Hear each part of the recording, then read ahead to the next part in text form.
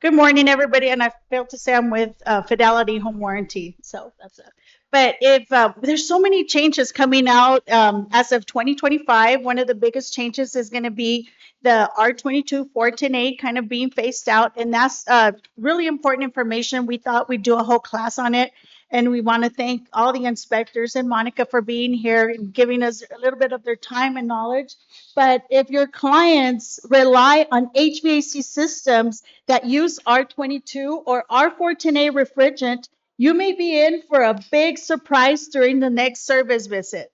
So this is just, we're going to go based off of, and it's very informal. So if you have questions throughout, just stop us and we'll be glad to go through that.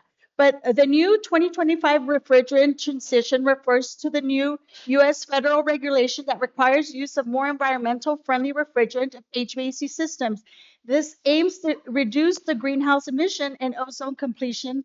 So basically, older refrigerant like R22 and 410A are being replaced with the R458 and the R32, which the panelists will give us expert information, great information on. So the AC system, aka your split system, the most common type of residential system is a split system, meaning one portion is on the outside and one portion is on the inside. So we just have a little picture of that. You're familiar with it. And the split system, ACAC, the outside portion of the split system is a condenser. So the major components in the condense are the compressor, your condense coils, and your condenser fans. So a split system, AC, the inside portion of the split system is the air handles the ductwork. The major components inside are the evaporative coils, your blower motor, and your ductwork.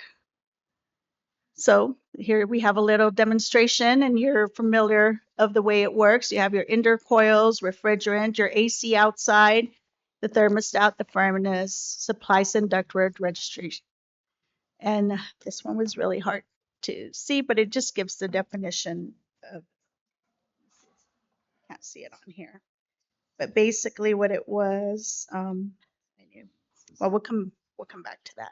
Just gives the exact, this is more of it. Most of us are familiar with the two. The primary type is refrigerant and air conditioning, R22 and R410R. If your air conditioner was manufactured after 2010, it uses a new style of refrigerant of the 410R. Air conditioners made prior to the most likely are filled with the R22. So R22 refrigerant, best known as R22 Freon, the controlled compound of both air conditionings and pump harms release the air. So the R410A refrigerant blends hydro. Is there an easier way of saying that word? Components, HSC. It has been used and replaced with the R22 commonly known as Freon pure on blends. And they're going to explain all this to you right now, but just went through the basics of it. So we're going to bring the first inspector. Do you want to introduce them on that? Bring the first inspector up. Hi, You got it? Oh, go ahead. oh, okay. So this is Terry from A- Avid Yes. Avid Home Inspections, and and also I just wanted to mention we're gonna do 4 giveaway prizes. So if I can have everyone just pass their business cards, if they brought a business card, just over to your left side, and I'll collect them. Yes, yes.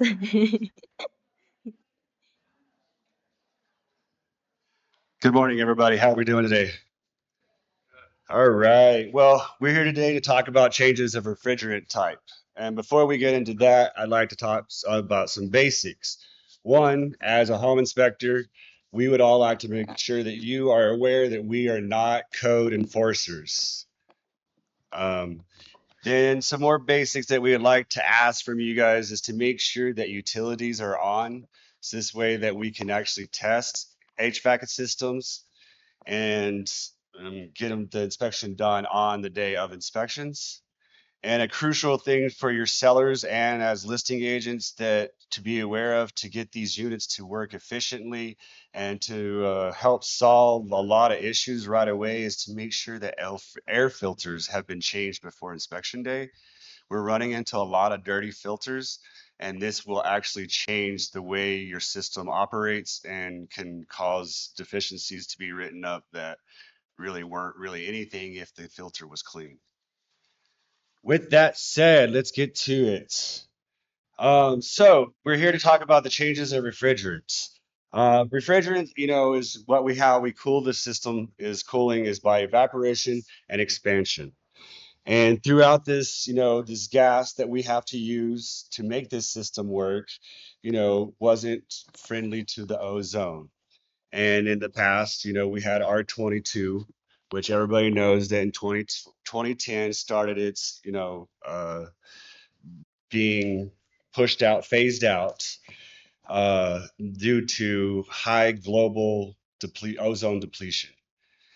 Well, when they decided to do that and change it to R410A, yes, they got the ozone depletion potential number down to 0, but the global warming potential skyrocketed. It went from, low 300, 400 to over 2,000. Well, now over the years they've been working, they've got R32 and R454B, which has an ozone potential of 0, but then has now a global warming potential of 400 to and 600, I believe. We'll get to that. The reason why we're trying to do this is the hard word is the hydrofluorocarbons. That's what is in the 410A, and they're trying to deplete 85% of this by 2036. So this is why we're still left with the R410A. After this year, there will be no more production of the R410A. So whatever is readily available, recycled and all that will be able to be used for other, repairs and stuff till 2036. Back to, if we go to the next slide on 12, if we can. Here we are is what we're looking at the numbers. You could see in the beginning, we started off at A1 category. And then this is where they had the A22 and the 410A. Well, you can see where the ozone depletion numbers came to 0 and then it skyrocketed. And then now over the time where we got to the A2Ls, where we've got still the same depletion numbers, but now we've got the global warming potential down. And that has been the whole part of this. You'll be seeing the R32 primarily on diking units for right now, Goodman, Mana, more of your mini splits. And most of us know what mini splits are, the single units, that don't have no ductwork. The bigger companies, Train, Carrier, Lennox, Rheem, they're going to be using the R410, R454B.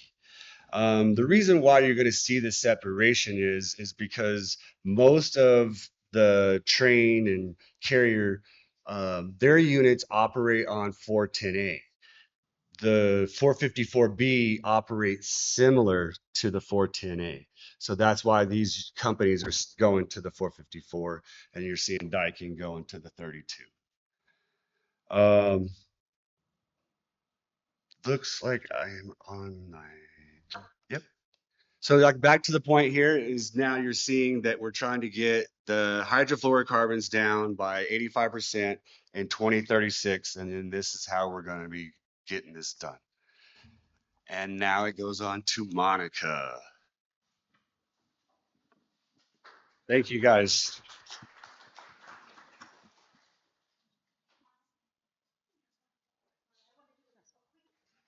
Rolling. Okay, so we have um, 3 gift cards here, or 4 gift cards, sorry. We have a $50 off any inspection. Avid Home Inspections provided that. And then we got Frank from Attention to Detail Home Inspections, and he's doing $50 gift card, coffee gift card. And we got Craig from A Pro Home Inspections giving a free radon inspection.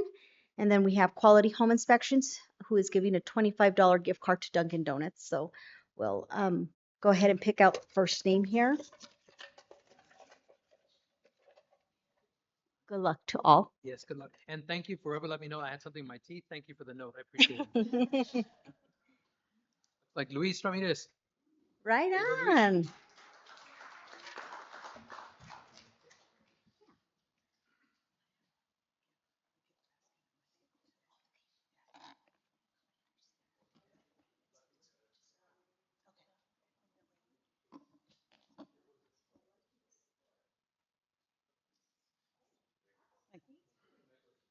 Good morning. Take it away, Monica. Good morning. Okay. So I'm going to go. I'm Monica Lopez with America's Preferred Home Warranty. I am the area sales manager here in New Mexico. I know, recognize a lot of faces here. I'm going to back up one slide. And I've been talking about this since 2019, since I started in the home warranty business, because we were prepared for what was going to happen in 2020. So the timeline, so in 2020, again, the AIM Act gave the U.S., the EPA, the authority to regulate the fluorocarbons, right? So it was all a matter of phasing them down, the refrigerants. So with that, Terry talked about the 410A, the new ones, the R454B and the R32, and talked about, what was going on with the, the ozone and so forth. So the importance of the refrigerant is to the transition is to meet the environmental standards regulations aimed at reducing the impact of the HVAC systems on the climate change due to the ozone depletion. So we haven't talked about the R22. So I do want to make note of R22. And the timeline I want to give you on this is R22 is the Freon.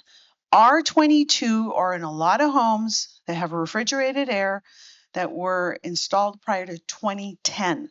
So if you've got a listing or you got a buyer, purchasing a home, 2010, you're going to want to make sure that your buyer or the seller's, aware of the R22. Okay. After 2010, then that's when they moved over to the R410A. Okay. Now with the on the current HVAC systems using those older refrigerants, you can't use, they're not compatible with those new refrigerants. If it's an R22, then they have to be serviced with the Freon.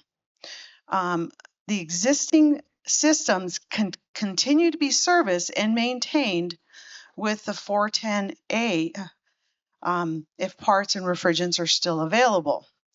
Units with the 410A were given a 1-year grace period, and that's for contractors to continue to install the 410A units.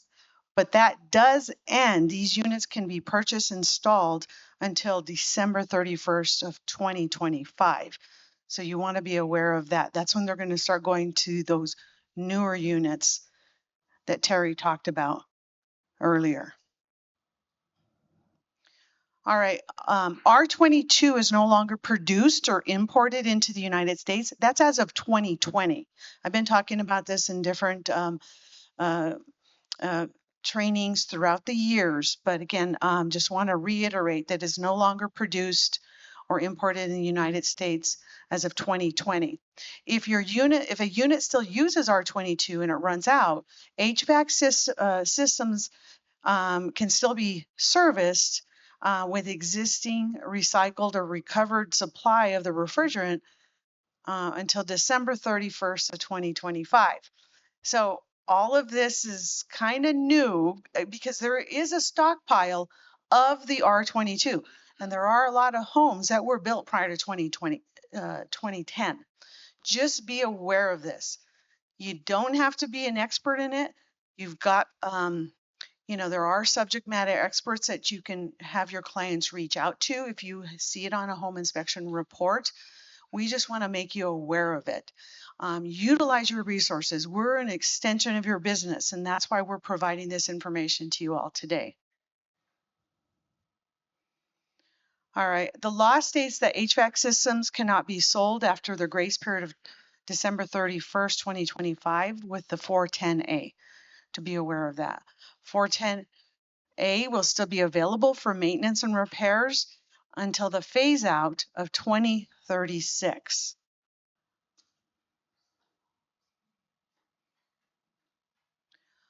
All right, again, the repair, you can continue, those units can still be used. This is a good short-term solution if your system is relatively new and still working efficiently. Parts and services for existing systems should remain available for the foreseeable future. However, affordability is a factor to consider. 410A refrigerant is being phased out. It will become less available and therefore more expensive. I have seen, just not on the 410A, I've seen on the R22, depending on what part of the state you're in, the cost of Freon can be expensive just depending on the availability. And that's going to be on the R22, the ones built, the homes built prior to 2010 with a refrigerant. As a home warranty company, as far as repair, replacing, if they can still be serviced, most home warranty companies, and I can speak for ourselves, if the parts are still available, then we'll pay to have them fixed. Now, if they are not available, because sometimes there may be parts that are not available, then that's when they can be replaced. And I think this is when I turn it over to Martha. Oh, okay. So he's going to give an overview of what we just went over.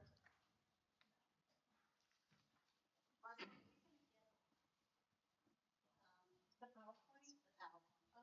We can make some copies of the most important things on it, but if you would like one. Okay, if she was asking if you're going to get the PowerPoint, if you would be interested in getting some information. So the question was, are we going to get the PowerPoint? How many of you were interested in the PowerPoint? Okay, we can make copies of the most important things because this does belong. There's some other information on there, so this does belong to Fidelity, but we can get you the most important topics that we're going over on that. Oh, you have them.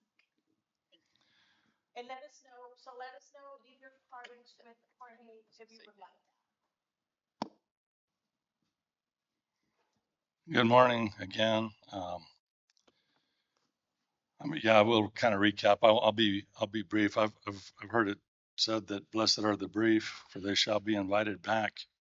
So I won't recap the whole thing, but one thing I wanted to, and there's a lot of technical information in here, and so one of the things I'm going to touch on a little bit is how we as inspectors want to talk to people, talk to your buyers, and explain this stuff to them.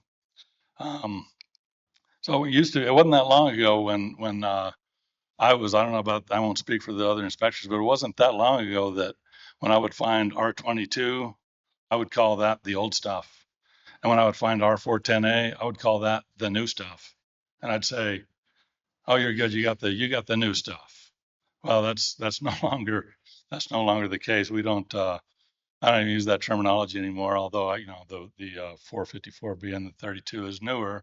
We'll let them know that. But, and then so when from a home inspector point of view, buyers ask us all the time, do I need to replace this unit, or do I need to fix this unit, or whatever, because it's got 410A, which is going to be gone pretty soon anyway, because those units are going to get old enough to just have to be replaced, whether the refrigerant is good or not. They're going to have to be replaced, within the next few years. Most of them. I mean, sometimes I don't know what's the oldest AC unit you guys have ever seen still operating?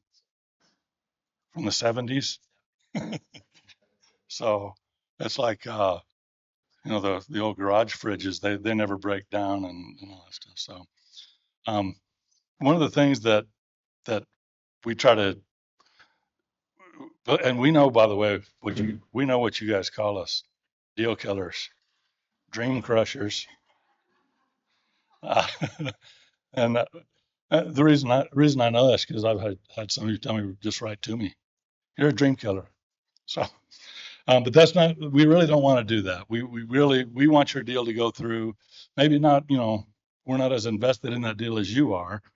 But we understand that you guys have come to that, what you refer to as the meeting of the minds, right? The seller wants to sell, the buyer wants to buy, and everyone's looking to get the deal done. And so the language that we typically try to use is we'll say that there's this unit is functioning normally right now, whether it's 410, whether it's 22, R22 or 410A or whatever it is. We go in and we do our inspection, we check it out, and I'm going to tell them this unit is functioning normally. It's functioning fine. You don't need to do anything with it. What you do need is to be aware that what we've already been talking about, I won't beat that to death. These things are being phased out. That's what you need to know. And so if it breaks, and it's not showing any signs of breaking, if it breaks, then you're going to have some issues to deal with. And that's where it's really important. I always highly recommend to buyers that they get a home warranty, because a home inspection is not a home warranty. It's just, we're telling you, it's a snapshot of what's going on the day of the inspection. And we're going to tell the buyer, what's going on with that unit. And, but we also do a little educating and say, look, these refrigerants and things are being phased out. And so you just need to be aware of that. One of the nice things about modern times is, we've got Google, and you can just tell them, go look it up, just look it up, and you can learn everything you need to know about it. So I will leave it at that and be available for questions later.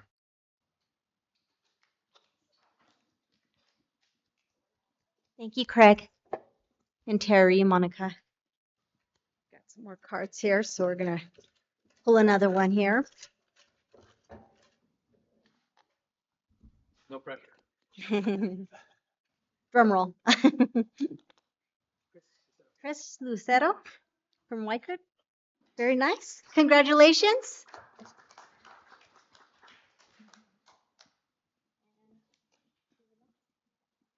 And this is Martha now.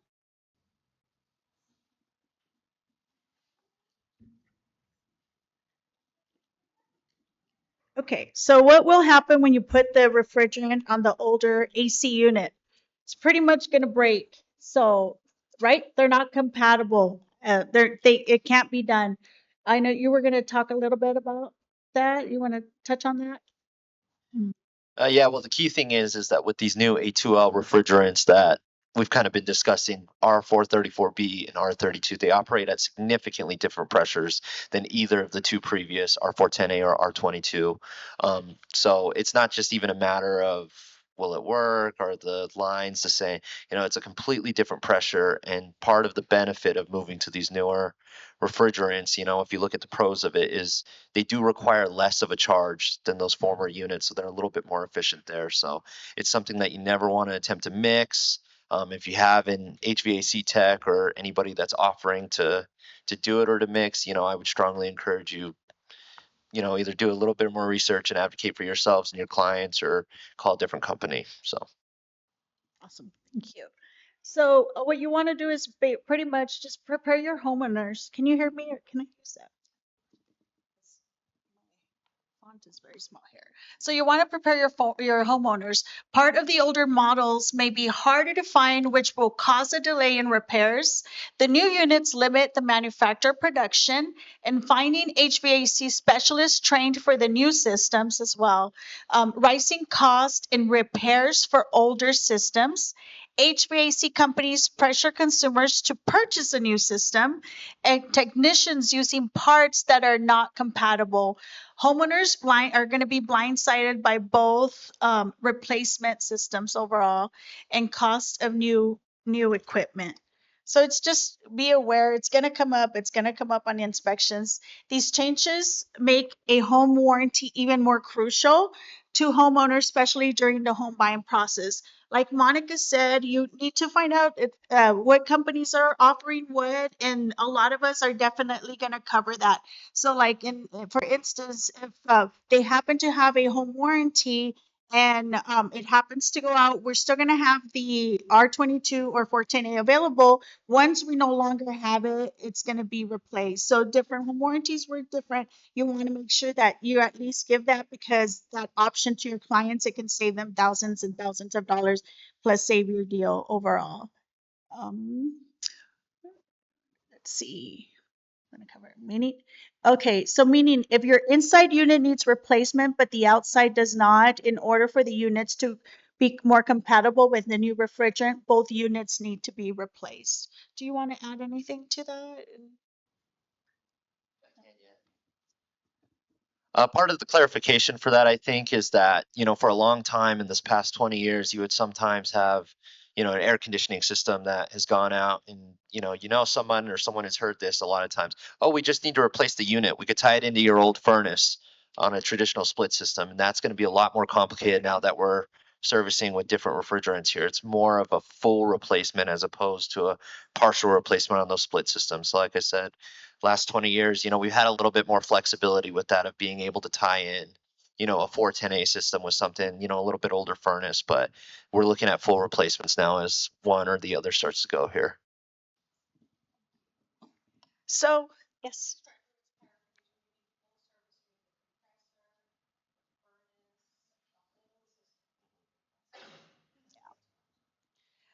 So overall, please educate your homeowners on these changes. Make sure your clients understand the importance and the differences in coverage. And feel free to contact information for us overall. We're going to have our third inspector is going to come up and just give you an overview of different things and things that you may need to know. So we have this one. Yeah, of course. Hello, once again, my name's Evan. This is Frank. We're from Attention to Detail. We do everything together. If you ever worked with us, I always tell people we're like a buddy cop movie, except without all the action. We're both very passionate about this in different ways, and this was something I was so glad we were able to add yesterday to here. If you guys have recently got licensed as brokers, one of the things that's in your curriculum, I know, and I hear this a lot, and this is part of our curriculum, is, and I'm paraphrasing here, there's a term kind of like, well, you're not required to be an expert in law or, appraisals. It's your due diligence to your client to know some of these things. Do your research and be an advocate for yourself and your clients. And I love that. I apply that to my own business every day. So this is something that gets real confusing real fast. Show of hands, who's still very confused by all this?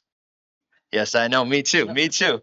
So one of the things that I always try and preface with people on this, there's a big difference right away, and something that's kind of key as we kind of move forward to these. R22 is old. R32 is new. You'll hear those interchanged a lot, and it could get confusing very fast. 2.2 old, 3.2 new. Kind of makes things a little easier. 410A and 454B kind of sound similar, but you have A then B. So that kind of helps things, old is A, we're now moving on to B, 454B. So if you look here, I had this chart put on last night, and kind of Terry touched on this earlier. There's still a lot of complication and confusion about which manufacturers are going with which. R32 has been around for quite some time. You'd be surprised to know that R410A and R54B are a blended type of refrigerant that actually feature R32 in it. Now, R32 is its own thing. It's formerly, I think, from Japan, which Daikin is a Japanese company, which is why they're kind of pushing this. Now, the reason why you see the rest of these guys over here all going with the 454B is because this has a lower ODP. We talked about that, or GWP, global warming potential. These are below 500, and what the fear of a lot of manufacturers are is that we will go through this again in 10 years. So we thought, why not go ahead and move with the new stuff? That way we're already in the clear when 10 years from now, we're all scratching our heads going, didn't we just do this? That's kind of why they're pushing here. The Japanese companies are kind of working, or Daikin is kind of the large umbrella of it as a Japanese company, still kind of hanging on to that 32. But this is something you want to be aware of with your clients, because when you have technicians come out, some may only prefer to work with that. Some may only prefer to work with this. And it's just good to know sometimes, you know, if they ask you, hey, is this a good idea if I replace my unit? They're talking about this. That may be something you don't want to speak on, but it's nice to always have in your back pocket, oh yeah, I remember that. And you could do a little bit of research on that. So this is just something I was very, you know, it's very confusing very fast. And I know a lot of times, you know, it's easier to just kind of throw it back on either the client or an HVAC professional, but you may have HVAC professionals with different preferences there. And I think on the next slide, Frank here was going to touch on some other stuff. Okay, yeah, oh, real quick. Yes.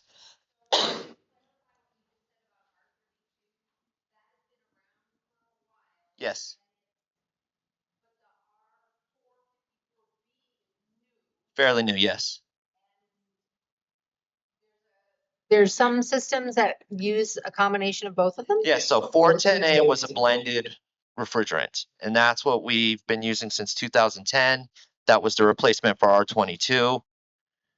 454B is also a blended refrigerant. And this is all, like I said, knowledge you may never even need to know or be concerned with, but it makes a difference in some sense because, you know, if your client has these things and someone makes a request per an inspection report that we provide that the system wasn't operating properly at that time, you may call an HVAC professional on behalf of your client, or your client may call an HVAC professional. There's differences here.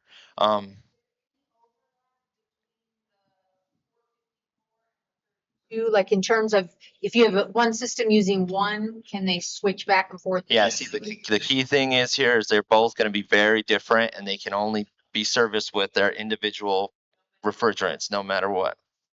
Exactly. Yeah, so the nice thing about 32 and why some people, and like I said, I'm probably giving you way more information than you need, but it can be topped off, but the 454B requires fully depleting and refilling. So I'm going to steal a mic so that we have somebody that you can hear everybody's questions. So I think the point is everything changes, life changes. It's kind of hard to keep up with these. You don't have to be an expert. That's what we have experts for. But it's good to know that there are changes, there are differences, and it's good to have experts to be able to rely on that you can ask questions of. Go ahead, Keith. So between these two, the R445 4B and the R32, what's the cost difference just in general? Is one more costly than another? In other words, if someone's going, the Japanese model's being pushed, what's the cost factor to go the other direction for a Can you hear me? longer term Okay. fix? So right now, they're roughly about the same. We're kind of in a weird gray spot where we're going through this again. The difference is because both of these are A2L mild flammable components. There's a lot more training and a lot more equipment that these HVAC companies are required to go through. There's a certification process for both. Both are going to be a little more costly than what we've had, unfortunately, but they're both at about the same right now, is my understanding. So a little more than what the previous systems were costing. But in that time, we're going to have that influx of where the R410A is depleted, costs are going to rise. But from an initial standpoint, they're both going to cost a little more. And 32 and 454B will be about the same as far as installation costs. Yes. I'm coming. Rosemary, you have a question? I do. Who makes the 454B? So this is I have OCD, just in case you guys know. So I thought, what's the best profession I could do? Home inspector, right? So when I get into these things, I go down a deep rabbit hole. So if any of you guys want to chime in at any point. So 454B, to my understanding, is a Honeywell product. It is a proprietary product. So one of the concerns there with certain issues like that sometimes can be that they control the cost. You know, if they start to have an influx of purchases, you know, costs can go up or down, and that can affect the consumer a lot of times at the client level. So that may be why you have some HVAC technicians kind of lean towards that 32, because that is a non-proprietary product out of Japan. It may be a little less cheaper at some point, kind of as you brought up earlier, but as of right now, installation costs are about the same because of how new they are. But 454B, Honeywell, American, 32, Japan, Daikin kind of is, you know, typically what you need to know on those. And just a quick plug, you've got an American flag back here. You've got some honey bees wax candles. You've got some other stuff. So make sure you visit your affiliates before you head out today. I know, Frank, did you want to mention something before we move on to the next question? Yeah, we were just going to kind of Yeah, here, go ahead. I just want to touch up on a couple things real quickly that kind of applies that on any system that's come up. And I've had a couple of agents come in, and I think there's a misnomer, and I just want to address that a little bit. When we have weather that's sitting at 100+ degrees outside, I don't know where that information is coming out, but I've had a couple agents kind of argue with me that, well, we're told that that cooling has to get down to 50 degrees. Not happening. If we're at 100 degrees, that's why most inspectors, I don't want to speak for them, but most of us do a temperature differential. Check it at return and we check it from the air. Typically, I mean, the general standard is around 14 to 22 degrees. It can fluctuate a little bit, but if we're 103 outside, 50 degrees inside is not a reality. And I kind of would hope, I think most people get it, but I'm having more and more not get it. The only other thing I would like to mention, I think other people get this as well, but it's been coming up more again as well. I'm finding more houses that they left the evaporative cooler and they left the refrigerated, and you can use both. I just want to make sure that people realize you cannot run both systems in cooler. We're getting calls sometimes where I'm going back out there running both systems. Why is it not getting cool? They defeat each other.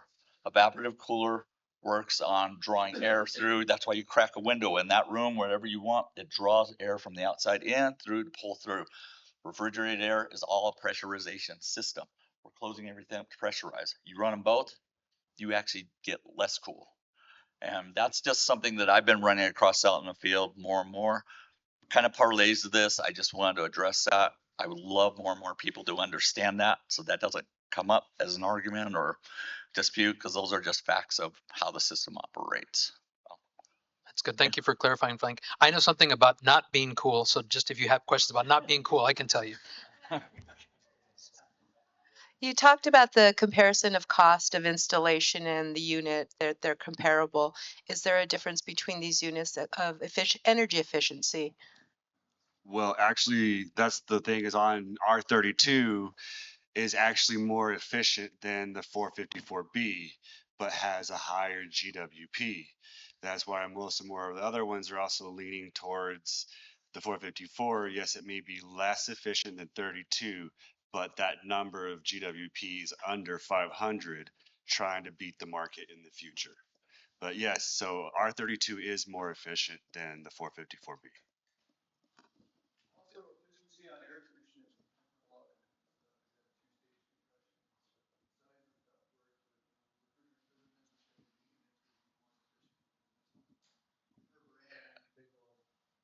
And as simple as a dirty filter. Yeah, a dirty filter could throw all that off too, the efficiency of it. And once you put too much pressure because the system can't breathe when a dirty filter, so it's causing stress on the system. And then one thing about you causing stress on a system like this, it's not human, so it can't rejuvenate, and you've put that stress on a new system that's now permanent. So every time you run that system every year, I only did it for 2 months, but you do it every year for 2 months, so that's more efficiency that you're taking out of that system by straining it. So making sure you're keeping up with servicings and clean filters will help the longevity of your system and keep the efficiency also. Good thing to know. Change your filters. It's important. My wife will remind me, tell me. And to kind of piggyback off that real quick, I did want to mention this was something I was thinking about in my own personal rental properties. Is something that's come up lately is a lot of people have allergies, and if you go to Costco or you go to some of these places, you have MERV filters upwards of 15, 16. I myself, like I said, in some of my rental properties have gotten some call from tenants before, and they have said, my system is not working. What's going on? Send someone please fast. And so I've gone over, and a few times we've made service calls. You know, it was something I couldn't quite diagnose. And it was as simple as a filter that was far too thick for the square footage of the home. I had always thought that was bogus. I thought that's crazy. How could it be restricting that much? But this is something that I have run across in my own personal experience. And so one of the suggestions with some of the HVAC technicians I have had come to my home is that thinner filters, more frequent changes, allow the system to breathe better. That's something I do in my own personal properties. You don't have to do it, but that is something as a piece of advice I have gotten in the recent years or months, so to speak. That's good information. Thank you. Okay, this is a question for Frank and Evan. I don't know too much about refrigerant air systems because I have an EVAP, but my daughter just bought a house. A newer system was put in a couple of years ago. They have the venting up top, by the way, you know, it was done, and the condensers outside, but on a regular basis, as the cooling is on, there's water that comes out one of the canales. And we didn't know, is something leaking or is there some sort of a condensation pipe or something that's part of an HVAC refrigerated air system? It's typical of that. Okay. It's a condensation overflow. One thing I will say that people should have, they should have an extension on those on the roof. I see a lot of them not. If you don't have an extension pipe on those over time, that water dripping and dribbling out is going to rust and corrode. I've seen it start to cause problems with those. It's a very simple thing to have attached, but yes, and they should have that pipe kind of routed to a drain area rather than let it hang Well, out I in see the it pond. coming out of the canal, Right, but yeah. we haven't gone up there to see It, that and pipe is that's to what the it's supposed to canal. do. And the It- inspector didn't say anything, so yeah, no, and most wouldn't probably unless there was a problem. If you go out on a 100-degree day and you're waiting for somebody in your car, hopefully your air conditioner's working and you're when you drive off, there's gonna be a There's a puddle puddle. under there. Yeah, So that's what it is. that's what it is. Yeah. Okay. So It's part of the cycle of the refrigerant, you Right. know, when it's changing from a liquid to a gas and then back from a gas to a liquid. When it's changing from a gas to a liquid, it causes condensation. So that's why you have a condensation pump on the inside sometimes to pump the water out, or if it's a package unit on the roof, like you may be talking about, where it has a condensation drain line coming off the canale. So it's part of the system. The system is constantly uh, building up condensation during the process. So all they need to do is just do an extension pipe if there's not one there. Make well, sure it's not draining onto the roof, and it has to be to a canale or a drain pipe or Okay. a drain vent pipe. All right, good. right. Yeah, that's exactly correct. One thing I was gonna say along with that, just it's kind of off subject, but kind of on subject, and something I've been also telling. I've seen it twice now. Also, fairly new houses, and our cooler worked great when we moved in, but it's only been 2 years and things not working for crap now. Male dogs. If you have your compressor sitting outside on the ground and there's no fencing around it, I'm not trying to pick on males here, but it's male dogs have a habit of lifting their leg on those compressors. It's like a fire hydrant to them, I guess. I've seen two of them where you can see where they're urinating. It's so acidic, it's eating the coil through. The cooler's done. It's garbage. You have to buy a whole new cooler. It sounds crazy, but I've told you got a dog, got a male dog. Not all of them do it, but a lot of them do. Fence around it and keep them away from those coils because that's an expensive learning lesson for a pretty expensive system. And I just thought, like I say, off subject, but kind of on subject because I don't know that the warranty's going to cover that when dogs urinate. It does do pretty major damage. It was kind of interesting. So that's another little food for thought on that one. So lesson learned, teach your dogs to squat. Right. And just for that would not be covered by warranty because it's not normal wear and use. So that was something cost if it's, so it's not covered, right? And just touch on what you said. That also means males. Put the It seat was down. me. Put the seat down. I've had to teach that. I have an off the top question. How is this affecting vehicles with this change of that as well? It's kind of the same thing. I don't know if they're doing it right now. I haven't heard it on vehicles, Yes. but before, I don't know if you remember, a lot of people didn't hear about this R22, R410A thing. It happened, but they all remember the vehicles. They did do it on our vehicles a while back. And I love Evan's theory. Like, he's like, yeah, when you get in your buddy's 1978 Toyota, little beater thing, but man, that thing cools great. Getting a newer car, it cools. Yeah. But if you notice, they don't cool like they used to. So to help you out on that, I was just talking about this with my son and explaining to him because he's wanting to come over and learn the business and stuff. He actually is all into cars and works at Jiffy Lube. And halfway through it, I'm looking at him and he's, shaking his head and spouting numbers and a little bit different numbers because like R20 or R410A is actually R22 and R1234YL. And he starts pumping up these numbers. The cars are going through the exact same thing right now. He has to deal with it. He's had just a learning class that he had to go through. So he knows all about it. And it's happening too with the transition in the vehicles too. So he said, I already know about all this. There's different refrigerants. And I was like, okay. So just to answer that. One more question over here. Hi, so thank you. First off, thank you for doing this. I'm going to toot your guys' horn. If you guys don't know what the affiliates do for us, if there are any new brokers here, they do support our business a lot. All of us are small businesses here. And so, they hold monthly events. If you don't know this, it's really fun. And some of our GAP members are here, so we know that we go that. But they do support our events and our business a lot. So thank you for being here. So here's my question. This is for the home warranty companies. We have a company in town, I'm not going to mention names, that are offering a 3-month warranty at closing. So I know that you guys have a time period where the warranty has to be ordered by closing, right? So what happens in that event? I have a buyer, they've been given this 3-month warranty at closing, but I think that now will fall outside of your guys' period of purchasing that year or 2-year warranty.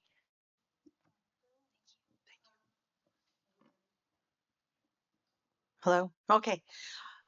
So if they purchase that 3-month warranty, we have a direct to consumer department. So then they can just call in and order it direct. It wouldn't be part of the real estate transaction.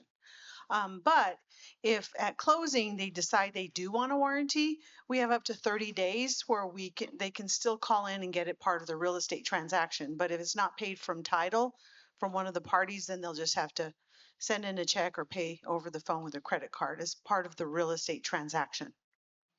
And I'd like to just add to that, that's probably not one of reputable companies. So maybe they want to give you the 3 months to get the rest of the business, but then you want to see, like, do they have service providers and everything else?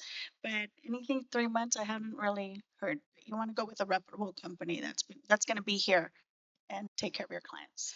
Can I add one thing that I'm not sure we really mentioned as far as this, as far as home warranties go?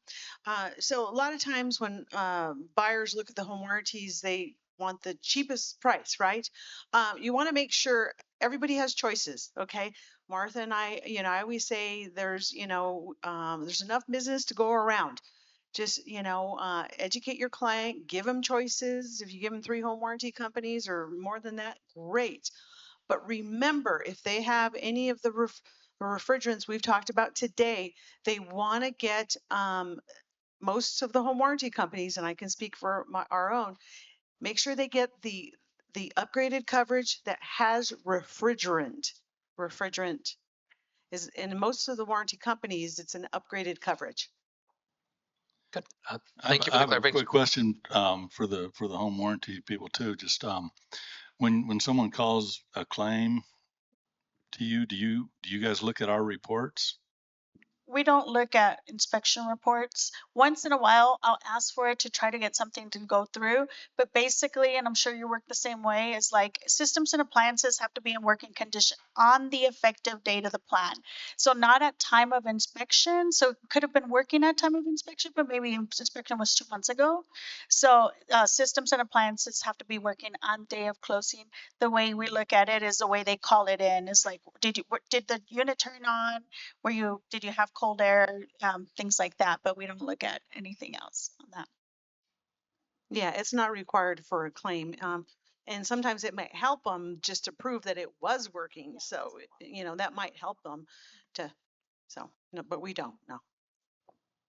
Good clarification. Thank you. And obviously, if it sounds too good to be true, it probably is.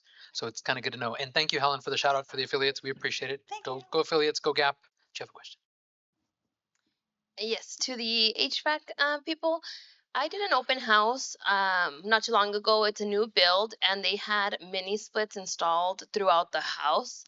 So in every room, in the kitchen, laundry room, all of it. What is the cost effectiveness and having mini splits like that versus these other ones?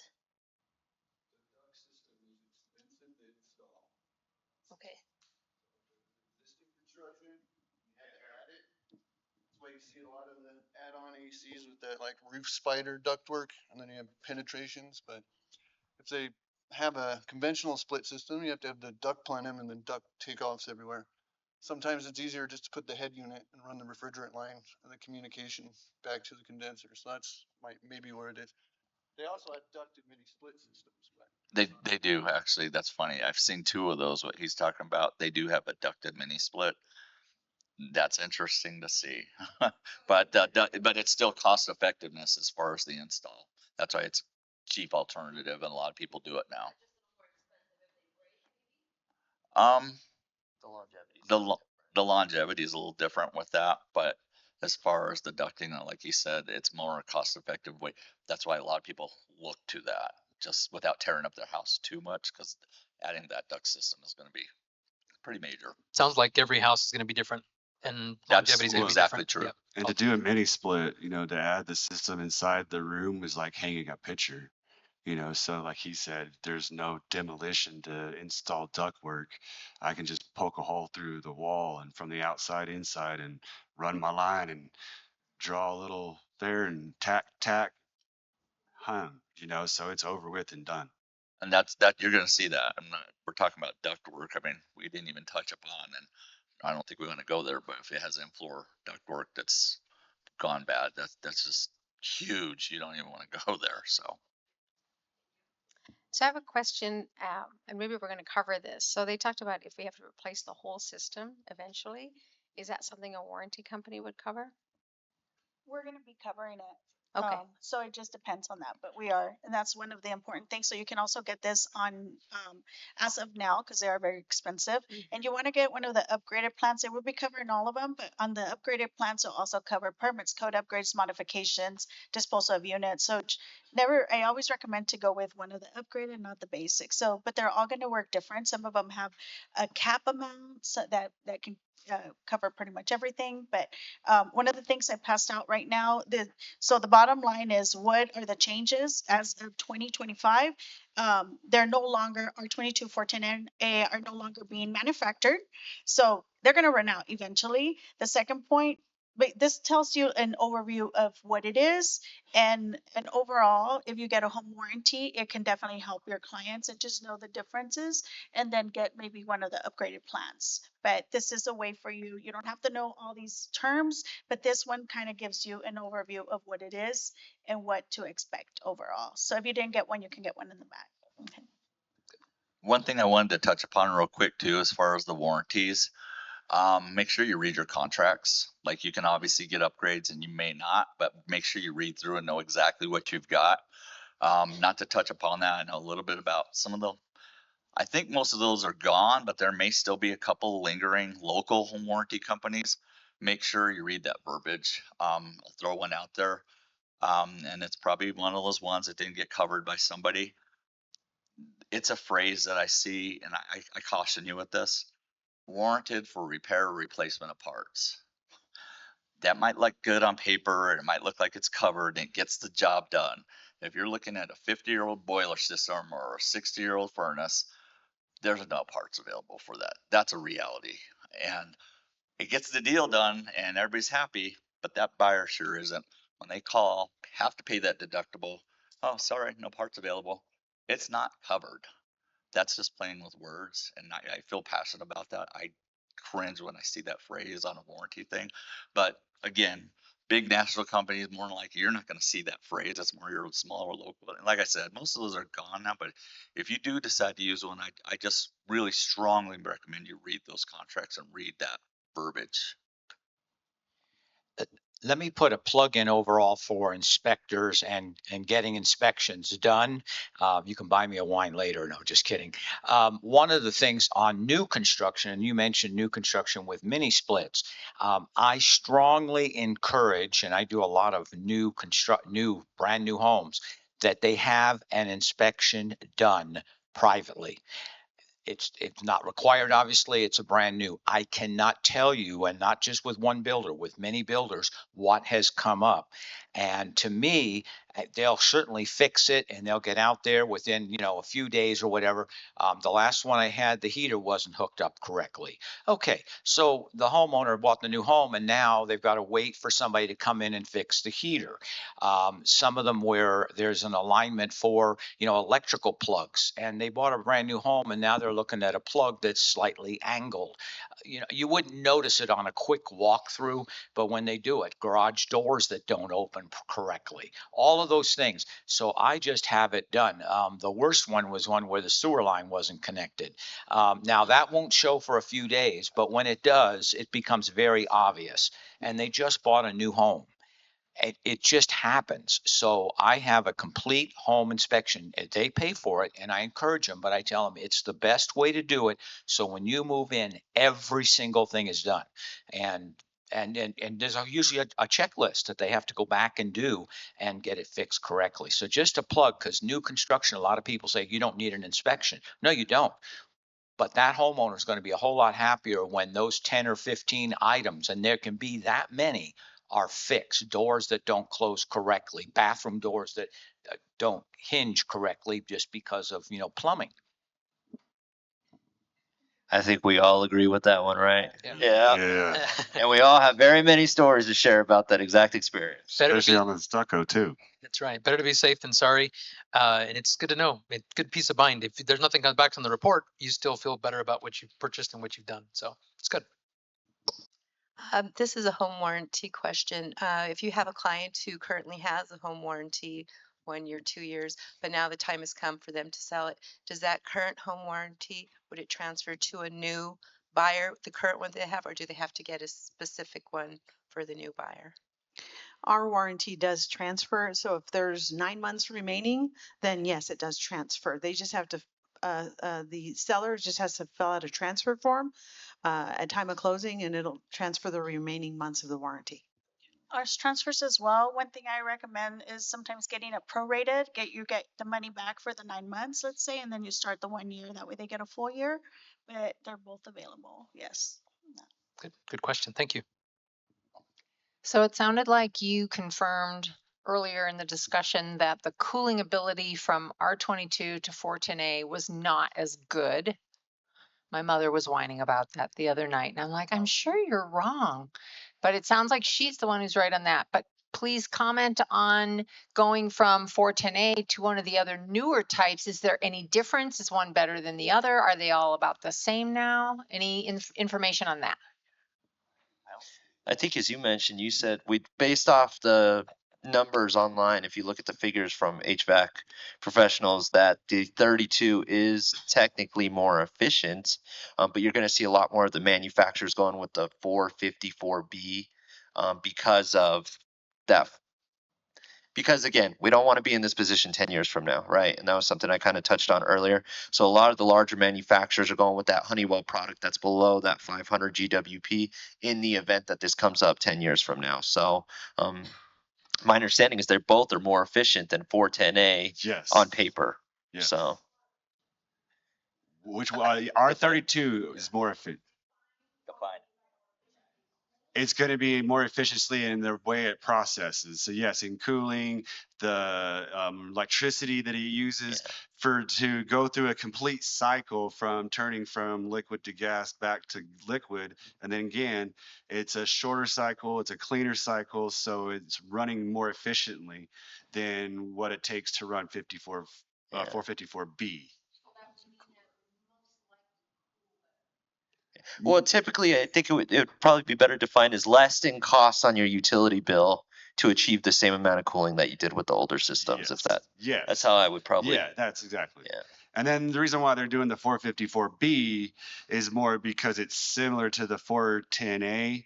So some of the parts are only having to be slightly adjusted instead of having to remanufacture a whole new furnace or a whole new compressor unit and a whole new thing to operate it. They're only having to make minor adjustments.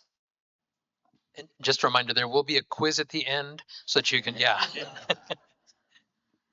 So if somebody buys a house and it has 422 or the whatever that one is, R22. Okay, it has R22.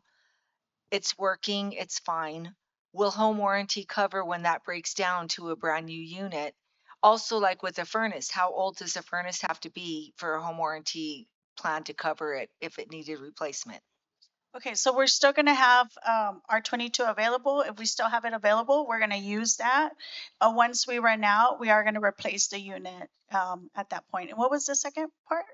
Like The with H? furnace, how old does the furnace have Okay. to be? We don't have an age limit on it. So we don't have an age limit on systems and appliances. They just have to be in working condition. I just did one that was a 53-year-old water heater. And the a warranty made the deal actually go through because they're like, will you warranty this in the event that it goes out? It was working fine. This was in May. They closed in May. It went out yesterday and they're getting a new water heater. It's not a So fight with the mm-mm. No, and then it's gonna depend from warranty to warranty. Some do have an age limit. Some they sell different product for different ages. So, do you want to add anything to that, Monica? So, Yeah, they're able to use their own contractor, so we don't require them to use a specific one. So it's, the homeowner's choice. So, yeah, a lot of times the home inspectors might put language in there like that 50-year-old water heater that it's reached its, what's the language you guys use? Not life expectancy? Yeah. As long as it's in working order at the time of closing and it breaks after they move in, yes, we'll cover it. And on that, that's another reason why I say make sure you read that print or have your client read that print because that's what they're up against. Again, just make sure you look, yeah, and make sure you read that because, like I said, there's some. It's not any of the national companies, but I've seen that verbiage. That one, like I said, they're not covering anything if it's repair or replacement of parts only. Good luck. Good to know. Thank you. Actually, there's a question for the home inspectors. Are you guys, what language are you putting in? Are you putting that language in your inspection when you come across say, hey, homeowner, just so you know this is happening? I know you have to be careful because you're not code inspectors, but I'm just wondering how you guys are covering that. I have a whole defect select ready that's for the R22 phase out, and it goes through pretty detailed of what's going on with the federal government and what and why, and then it ends with a link to send you to go get more information. But yeah, I stay to what's true to the being said through the government and sticking to it. That's what I was going to mention. You might get three different answers here, but mostly the same. I think we mostly operate the same. But for us, and I'm glad you kind of brought that up. I know we were all discussing yesterday as far as Frank and I are very much of the mindset if it ain't broke, don't fix it. Sometimes you could put a newer system in and have more issues with that. Water heaters are a good example. You go from something that was very robust with brass parts that lasted 30 years, and you get a ream from Home Depot for $500, and it goes out in 5 years. So, a lot of times when we see older systems like that, they're working very well, our 22 units included. Um, we are very much of the mindset if it ain't broke, don't fix it. So when you see our report, we're always very specific. This is what you have. I know for us, we usually include a link either to that EPA documentation specifying, oh, this was the phase out from 2010 to 2020, et cetera, like that. And we usually are very verbal about it at the inspection if a broker or a client is there. But yeah, I think we all kind of go about it a little differently. But as for our part, we provide the information. We're not really at liberty to say whether it's good or bad. As long as it's functioning that day, we just are trying to make sure it's a serviceable system. I will say also real quickly that like one of the like you talked like I can only speak on our verbiage.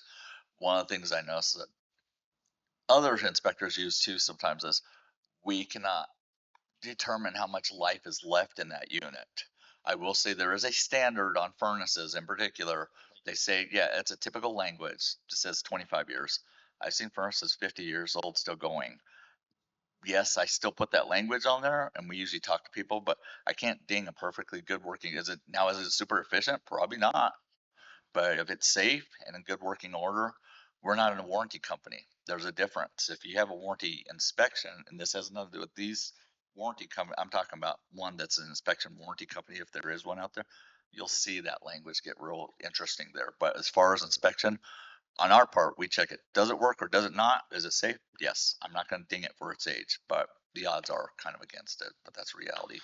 And this is one of the reasons that, and again, speaking for myself, but I'm pretty sure these guys would concur. I like it when buyers are there, especially at the end at least, because the words on a page are scarier than what I'm going to say to them. And so when you see something that says, you know, this unit is X number, or the refrigerant is being phased out, or whatever, they see that, and it's scary looking. And so if we can be there and talk to them, we say, yes, it is, but as Frank just said, this unit is working fine. And, you know, I don't have any reason to think that it's not going to. It might break tomorrow, but, you know, but it's a lot more comforting to the buyer when we sort of explain to them what you're going to see on the report. Here's what that means. It's good. It's kind of good to clarify. I've seen a lot of different inspection reports in terms of language. Most of them I see they're in English, some are in Spanish. Some just kidding. Sorry. This is a question for the home warranty people. You mentioned a 50-year-old water heater. If you buy the top of the line warranty and your 50-year-old water heater goes out and is eligible for replacement, is the client able to upgrade to an on-demand? They can get a cash out, so Okay, they can so definitely they say, can we pick will what they want. let them know what we would have paid for that unit. Okay, And then including permits, including modifications, because and installation. and so they will take that all into account, and then they'll send you a check, and you can use your own contractor. Oh, perfect. And Thank you. use that. Do you want to add to that? Same thing? I agree. Same thing. Yeah. Cash in lieu. Do we have any more questions? Anyone? Was this helpful? Was this beneficial? Good. Let's give them a